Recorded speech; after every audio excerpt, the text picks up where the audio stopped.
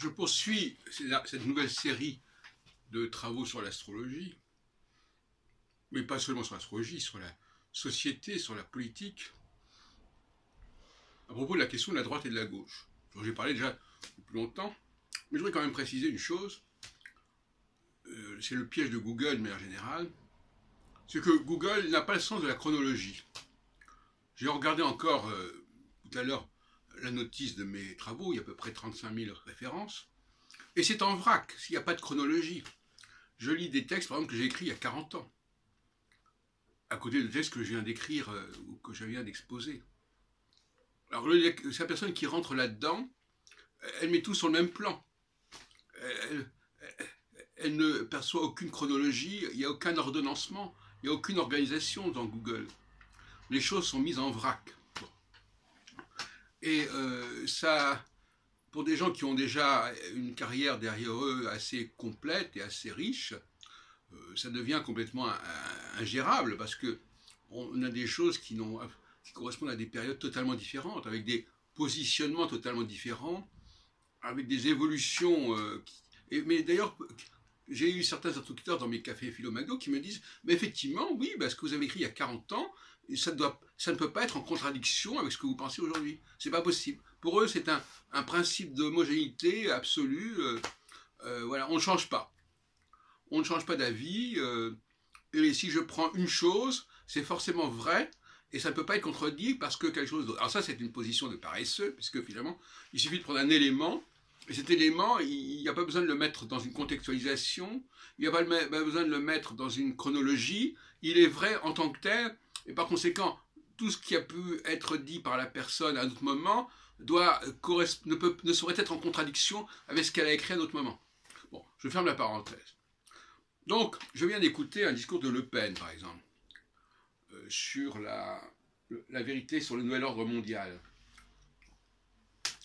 Alors, moi, ce qui m'intéresse ici, moi je comprends très bien le système, j'arrive très bien à classer le discours de Le Pen dans ce que je viens d'appeler dans une précédente vidéo, la diversité externe ou exclusive. D'ailleurs, voilà, on veut bien que les gens soient divers, mais ailleurs, pas au même endroit. Bon. Alors, ça, c'est un discours de gauche ou de droite? Certains me diront, mais Le Pen, c'est la droite, etc. Mais j'en suis pas certain. Je pense que d'une certaine manière, c'est plutôt un discours de gauche. Parce que le peuple, c'est la base. Et la gauche, elle s'occupe que quoi? De la base. C'est les gens qui sont au plus bas. Bon, donc Le Pen, il a un discours de gauche, je suis désolé de le dire. Alors il faudrait encore repenser les différences, la définition de la droite et de la gauche. Quand il parle de la mixité, du métissage, c'est un discours de gauche. Parce que la gauche, elle protège le peuple contre l'élite d'un côté, mais aussi contre les étrangers qui pourraient venir perturber la belle cohérence interne et qui pourraient évidemment prendre du travail aux Français, etc. Donc là, donc pour moi, la gauche, c'est le yang. Contrairement à ce que j'ai pu dire à un autre moment, la gauche c'est le yang, la droite c'est le yin. La conjonction de Saturne avec une étoile, ça favorise le yin, c'est-à-dire favorise l'inclusivité, la diversité interne, c'est-à-dire qu'on englobe un maximum de choses. Quelqu'un qui part à la conquête d'un pays, il est dans la diversité interne, puisqu'il va vouloir intégrer cet élément extérieur à l'intérieur de son autorité. Et donc la droite, elle, correspond à une période externe. C'est-à-dire qu'à ce moment-là, non, la droite correspond à une période yin, d'englober internement tout le monde, et la gauche correspond à une période yang, qui consiste à dire, voilà, il y a nous ici, notre peuple est là, les autres peuples sont ailleurs, ne pas tout mélanger. Alors, de toute façon, moi, la même terminologie, gauche-droite, etc., ça n'est pas très important, puisque de toute façon, je m'aperçois que c'est très mal utilisé, et donc c'est pas pertinent.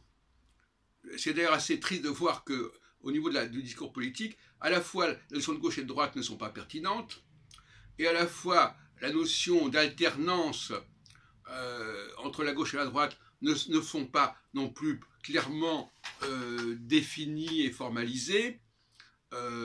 La question des élections et du calendrier des élections, n'en parlons même pas, ça repose sur rien.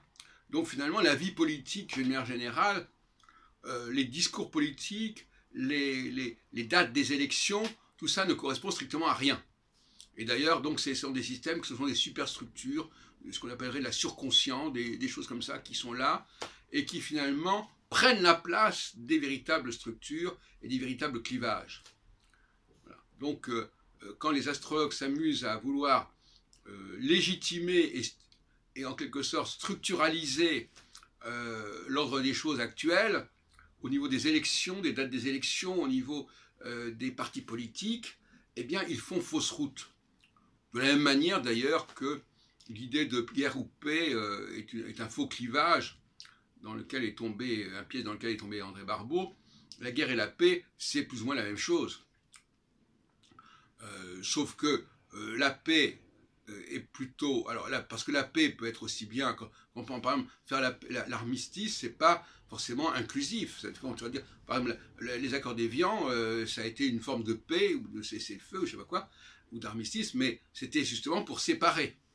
Donc on peut faire la paix pour se rapprocher, on peut créer une fédération, on peut créer l'Union européenne, le marché commun, etc. Donc, bon, mais on peut aussi, la guerre peut aussi à la fois englober des pays extérieurs qu'on va conquérir et peut aussi faire sécession et créer des séparations. Donc ce ne sont pas des concepts opérationnels, la guerre et la paix, puisqu'ils peuvent être utilisés dans tous les cas de figure. Voilà, donc j'ai dit d'ailleurs, il faut utiliser des dialectiques, mais encore faut-il qu'elles soient opérationnelles, qu'elles soient valables.